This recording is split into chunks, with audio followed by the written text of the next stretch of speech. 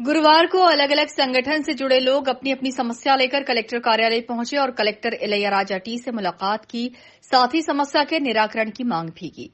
सबसे पहले Madhya Pradesh diploma engineers association के सदस्य कलेक्टर से मिले और उन्हें अपनी 4 समस्याएं बताईं। संगठन ने अपनी वेतन वृद्धि सहित 4 सूत्रीय मांगों को लेकर मुख्यमंत्री शिवराज सिंह चौहान और प्रमुख सचिव के नाम ज्ञापन सौंपा। संघ का कहना है कि वो अपनी मांगों को लेकर लंबे समय से संघर्ष कर रहे हैं, लेकिन सरकार उनकी मांगों की तरफ ध्यान नहीं दे रही है। आज हमारा पिछले 4 सूत्रीय मांगे जो मध्य प्रदेश डिप्लोमा इंजीनियर्स की है, लंबित मांगे, उसका प्रथम चरण था और कलेक्टर के माध्यम से माननीय मुख्यमंत्री जी और मुख्य सचिव को ज्ञापन देना था। वो हमारा ज्ञापन अभी हुआ कलेक्टर साहब के समक्ष। उसमें हमारी प्रमुख रूप से 4 मांगे हैं कि हम लोग ऑलरेडी 6600 का वेतनमान पा रहे हैं और हमें पदोन्नति सब इंजीनियर से ही हमारे लोग साथी लोग रिटायर्ड हो रहे हैं। तो हम ये चाह रहे हैं शासन से कि अनिवार्य पदोन्नति हमको कम से कम एक तो मिले। सेवा काल में 40-45 साल 42 साल लोगों को हो गए, तो कम से कम सहायक यंत्री पद हमको दिया जाए, क्योंकि 6600 का वेतन हम ऑलरेडी ले रहे हैं। सरकार पर किसी भी प्रकार का कोई आर्थिक भार नहीं आएगा, ये हमारी एक जायज मांग है। इस पर हम एक प्रथम, और दूसरा हमारे जो मध्य प्रदेश में अन्य विभागों कार्य विभागों में RES, PWD, PHE, इरिगेशन में लगातार चूंकि 2016 से प्रमोशन हुए भी नहीं है, न रिक्रूटमेंट हुआ है, तो लगभग 2000 पद उपयंत्री के स्वीकृत पद मैं रेखांकित करना चाहूंगा। शासन पर उस पर भी किसी प्रकार कोई भार नहीं आना है, स्वीकृत पद है, रिटायर्ड हो रहे हैं लगातार, तो वो पद हमारे 2000 के लगभग है। और हमारे मध्य प्रदेश में RES में, मनरेगा परिषद में, MPRD में लगभग 14-16, PWD में 1600 लोग काम कर रहे हैं। तो हम चाह रहे हैं कि उन पर 2006 से हमारे लोग काम कर रहे हैं, तो संविदा पर तो 2000 मतलब 6-14 साल हो गए तब। तो हम चाह रहे हैं कि उन लोगों का अनुभव भी है, वो लोग अच्छे से काम कर रहे हैं, समान काम समान कार्य, वेतन भी अधिकार उनका मांगता है, तो उनको हम चाह रहे हैं कि उन पदों पर, स्वीकृत पदों पर उनका नियमितीकरण हो। इसके बाद नगर निगम कामगार संघ से जुड़े लोग कलेक्टर इलैयाराजा से मिले और अपनी समस्या बताई। कर्मचारी संघ ने निगम के कर्मचारियों के लिए स्वास्थ्य सुविधा मुहैया करवाने सहित 5 मुद्दों को लेकर ज्ञापन सौंपा है। नगर निगम में अभी वर्तमान में कल राज मोहल्ला जोन की एक महिला का काम करते वक्त एक वाहन दोनों पैर पर चढ़ गया और उसके इलाज में उसका परिवार भटक रहा है।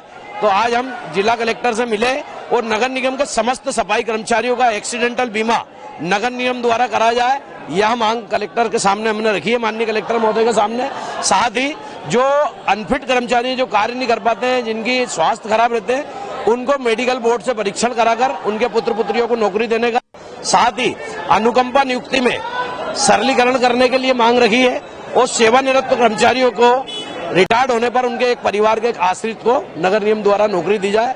इन 5 मांगों को लेकर माननीय जिलाधीश महोदय से हम मिले। उन्होंने आश्वस्त किया है कि नगर निगम द्वारा जो अस्वस्थ कर्मचारी हैं और जो दुर्घटना में घायल हो जाते हैं, ऐसे कर्मचारियों का नगर निगम द्वारा समुचित इलाज किया जाएगा। इसके बाद अहिल्या संस्था से जुड़े सदस्य कलेक्टर से मिले। इस दौरान संगठन के सदस्यों ने शहर के विभिन्न इलाकों में अपनी जमीन पर कब्जे और योजनाओं के नाम पर जबरन अधिग्रहण की शिकायत की है। संस्था के सदस्यों का कहना है कि IDA और हाउसिंग बोर्ड ने योजना के नाम पर संस्था की जमीन का अधिग्रहण कर लिया है, जिससे उनकी संस्था के सदस्यों को वर्षों से प्लॉट नहीं मिल पा रहे हैं। देखिए, आज हम हमारे पूरे संचालक मंडल के साथ कलेक्टर साहब से मिले हैं। क्योंकि कलेक्टर साहब अभी नया है इंदौर में, तो इन्हें पूरी देवी अहिल्या सोसाइटी के बारे में कुछ भी जानकारी हमारे हिसाब से नहीं थी, तो हम उन्हें पूरी जानकारी देने के लिए पूरे संचालक मंडल को लेकर यहाँ पर मिलने आए थे।